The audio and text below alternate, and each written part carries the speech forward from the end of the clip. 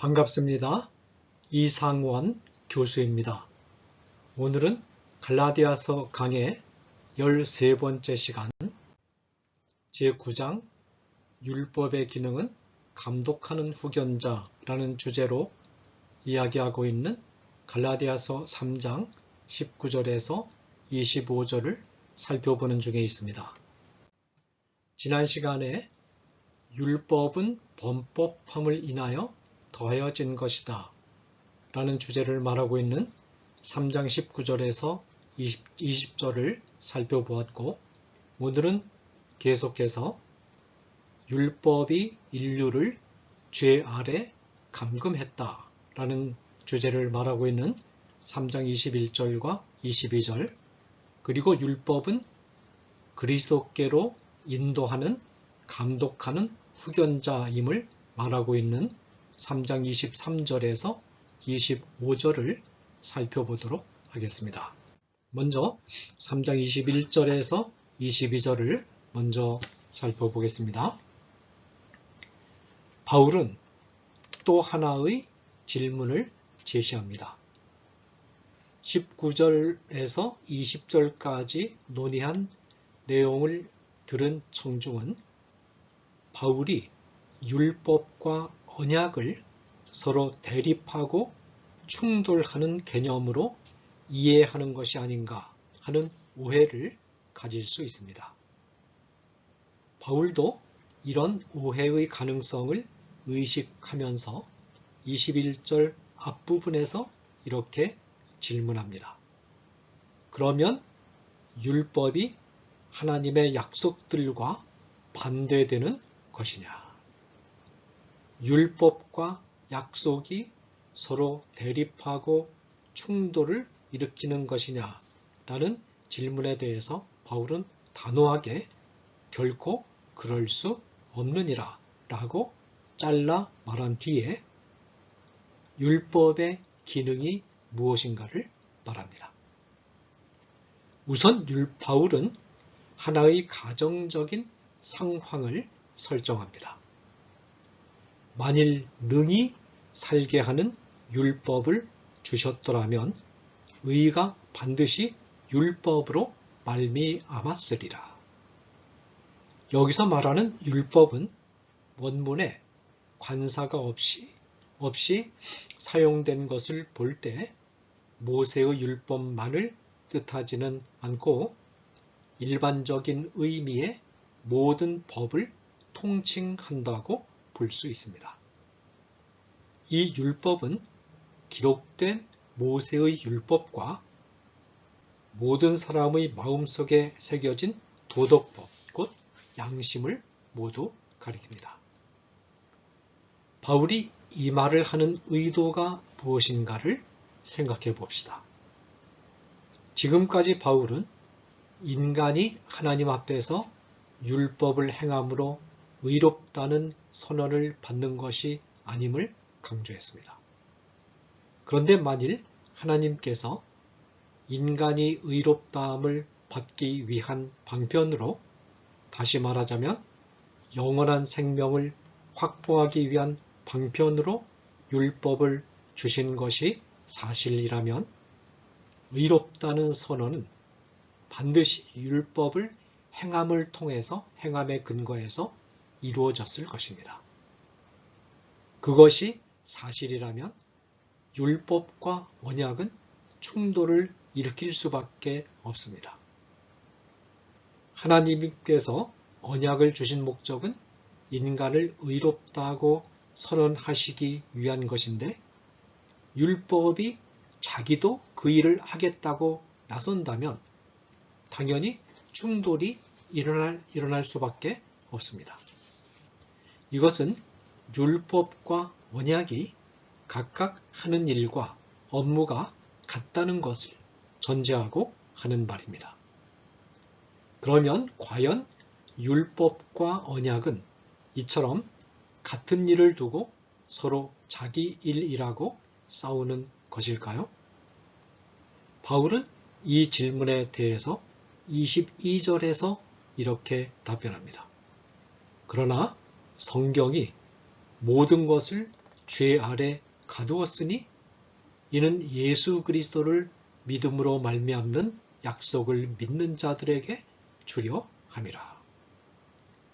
21절이 가상의 상황이라면 22절은 현실의 상황입니다. 바울은 성경이 모든 것을 죄 아래 가두었다고 말하고 있는데 여기서 말하는 모든 것은 모든 인류를 뜻합니다. 바울은 모든 인류가 죄 아래 갇혀 있다고 말합니다. 이 말의 배경은 이 율법의 말씀을 실행하지 아니하는 자는 저주를 받을 것이다 라는 신명기 27장 26절입니다. 모든 인류를 죄 아래 가두는 역할을 할 때 수단으로 동원된 것이 바로 율법입니다. 인간을 죄 아래 가두는 것이 바로 율법이 담당하는 기능입니다. 이처럼 언약이 담당하는 기능과 율법이 담당하는 기능이 서로 다릅니다. 곧 언약과 율법은 서로 담당하는 업무가 다릅니다. 서로 담당하는 업무가 다르기 때문에 율법과 언약은 서로 충돌을 일으키지 않습니다. 오히려 율법과 언약이 합력해서 하나님의 구원 계획을 이룹니다. 하나님은 율법을 통하여 인간을 죄 아래 가두었다가 언약을 통하여 죄 아래 갇힌 인간을 끌어냅니다. 하나님의 구원 사역에서 이 두 역할이 모두 필요합니다. 죄 아래 가두는 것도 필요하고 죄로부터 끌어내는 것도 필요합니다. 바울은 아주 강력한 비유를 사용하는데 그 비유는 감옥의 비유입니다. 이 비유는 매우 강한 비유입니다. 죄 아래 가둔다는 것은 죄라는 감옥에 집어넣어서 나오지 못하게 한다는 뜻입니다. 모든 인류가 율법을 통해서 죄의 감옥에 철저하게 갇히게 되었습니다. 율법을 읽으면 읽을수록 인간을 감금하고 있는 죄의 감옥의 담장은 더 견고해집니다. 이 상황은 거미줄에 걸린 곤충이 거미줄을 벗어나 보려고 발버둥 치면 칠수록 더욱더 거미줄에 깊이 얽혀 들어가는 것에도 비유할 수 있습니다. 죄의 감옥이 더 견고해진다거나 죄의 거미줄에 더 깊이 얽혀 들어가게 된다는 말은 죄에 대한 인식이 더 깊어진다는 뜻입니다. 인간은 율법을 읽으면 읽을수록 율법을 행하기 위해 발버둥 치면 발버둥 칠수록 자신이 죄인임을 더 깊이 인식하게 됩니다. 이와 동시에 자기 자신의 능력으로는 죄의 감옥, 죄의 거미줄로부터 벗어나는 것이 불가능하다는 사실을 절감하게 됩니다. 인간은 구원 곧 하나님으로부터 의롭다는 선언을 받기 전에 이런 비참한 처지에 떨어져 보아야 합니다. 자기 자신의 힘으로는 죄의 굴레로부터 벗어날 수가 없다는 사실을 깨달을 때에야 비로소 인간은 인간 밖에서 인간에게 주어지는 의로움이 아니면 의롭다는 선언을 받을 길이 없다는 사실을 깨닫고 이때 전해지는 언약의 말씀, 곧 복음의 귀를 기울이게 됩니다. 22절은 성경이 모든 인류를 죄 아래 가두는 목적이 예수 그리스도를 믿음으로 말미암는 약속을 믿는 자들에게 주려 함이니라고 말합니다. 죄 아래 가두는 것은 그 자체의 목적이 있는 것이 아니라 그것을 결정적인 계기로 해서 예수 그리스도를 믿게 하고 그리고 믿음을 통하여 주어지는 약속을 받아 누리게 하기 위한 것이다 라는 말입니다.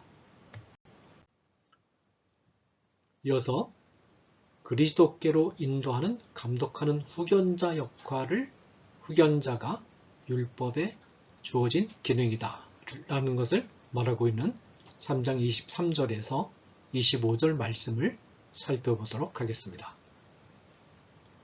21절에서 22절까지 모든 이방인을 대상으로 율법의 기능을 말한 바울은 23절부터 25절에서는 표현을 달리하고 내용을 더욱 풍부하게 하면서 유대인을 대상으로 같은 내용을 다시 서술합니다. 믿음이 오기 전에 우리는 율법 아래에 매인바 되고 계시될 믿음의 때까지 갇혔느니라. 23절 죄 아래 가두었다라는 22절의 어구가 23절에서는 율법 아래 매인바 되었다라는 말로 바뀌었지만 내용은 같습니다. 믿음이 오기 전에 라는 표현이나 계시될 믿음의 때까지는 같은 뜻을 담고 있습니다. 이 구절은 예수 그리스도를 구주로 받아들이기 전에 라는 뜻입니다. 예수 그리스도를 구주로 받아들이기 전까지 율법 아래 매인바되어 있었다는 것은 곧 죄의 감옥 안에 갇혀 있었다는 것입니다. 의롭다는 선언을 받을 목적으로 율법에 매달리게 되면 율법에 철저하게 얽매인 채 율법의 노예가 됩니다. 그런데 본문은 율법이 하는 이 역할에 중요한 한계를 설정해 줍니다. 인간을 죄의 감옥 안에 가두는 율법의 역할은 믿음이 올 때까지로 한정됩니다. 믿음이 오고 난 이후에는 율법이 우리를 얽어매는 일은 중단됩니다. 율법은 새로운 의미로 우리에게 다가옵니다. 율법은 우리가 이미 그리스도 안에서 얻은 자유를 생활 속에서 체험할 수 있도록 안내하는 고마운 지침으로 우리에게 다가옵니다. 24절은 율법이 우리를 얽어매는 역할을 바울 당시에 통용되던 한 가지 관습을 비유로 들어서 다시 설명합니다. 이같이 율법이 우리를 그리스도께로 인도하는 초등교사가 되어 우리로 하여금 믿음으로 말미암아 의롭다함을 얻게 하려 함이라. 바울은 율법이 우리를 그리스도께로 인도하는 초등교사의 역할을 한다고 말합니다. 초등교사는 헬라어로 파이다 고고스를 번역한 말입니다. 파이다는 어린 아이라는 뜻이고 아고는 인도하다는 뜻입니다. 그런데 갈라디아에서 말하는 파이다 고고스는 초등교사와는 오늘날 우리가 알고 있는 초등교사와는 그 하는 일이 다릅니다. 초등교사는 아이들에게 학과목을 가르치는 역할을 하지만 파이다 고고스는 가르치는 역할을 하지 않습니다. 파이다 고고스를 좀 더 정확하게 번역하면 감독하는 후견자 정도로 번역하는 것이 무난합니다. 감독하는 후견자가 하는 일이 무엇일까요? 바울 당시의 귀족 가정에서는 노예 가운데 한 사람을 선발하여 어린 아들이 아무데나 돌아다니지 못하게 하고 집 안에만 머무르도록 감독하면서 훈련도 시키고 또 돌보기도 하는 역할을 맡겼습니다. 이 노예가 맡았던 역할은 아주 독특한 것이어서 오늘날 우리 사회에서는 비슷한 사례를 찾기가 어렵습니다. 가정부도 아니고 파출부도 아니고 그렇다고 보모 역할을 하는 사람도 아닙니다. 가정교사도 아닙니다. 왜냐하면 이 노예는 소년을 공식으로 가르칠 수 없었기 때문입니다. 파이다 고고스는 소년의 아버지가 지시한 지침에 따라서 아이를 맡아서 감독하고 돌보는 일을 했습니다. 파이다 고고스는 주인집 아이를 가르치는 자는 아니지만 학교에 데려다줄 의무는 있습니다. 주인집 아이는 파이다 고고스로부터 배우지는 않지만 파이다 고고스의 지시에 철저하게 순종해야만 했습니다. 파이다 고고스는 어린아이를 감독하는 역할을 했기 때문에 어린아이의 입장에서 보면 별로 달가운 존재는 아닐 수 있지만 이 역할이 어린아이에게 결코 해로운 것은 아닙니다. 마찬가지로 믿음이 오기 전의 율법은 인간의 행동을 사찰, 감독함으로써 죄 아래 가두는 일을 하지만 이 일이 결코 해로운 역할은 아닙니다. 그러나 파이다 고고스 곧 감독하는 후견자 아래 지내는 아이들은 후견자의 감독과 돌봄으로부터 자유로워지고자 하는 강한 욕구를 갖게 됩니다. 이처럼 믿음이 오기 전에 율법에 얽매는 역할에 갇힌 사람들은 그 얽매임으로부터 자유로워지려는 욕망을 갖게 됩니다. 바울은 25절에서 율법의 감독하는 후견자 역할은 끝나는 때가 있음을 분명히 합니다. 믿음이 온 후로는 우리가 초등교사 아래에 있지 아니하도다. 믿음을 통해서 그리스도를 영접한 후에는 율법이 감독하는 후견자의 역할을 담당하지 않습니다. 신자는 감독하는 후견자의 역할을 하는 율법으로부터는 완전히 해방됩니다. 신자에게는 율법이 새로운 역할을 담당합니다. 율법은 신자가 그리스도 안에서 얻은 자유를 생활 속에서 체험하는 길이 무엇인가를 가르쳐주는 지침의 역할을 하게 됩니다. 감사합니다.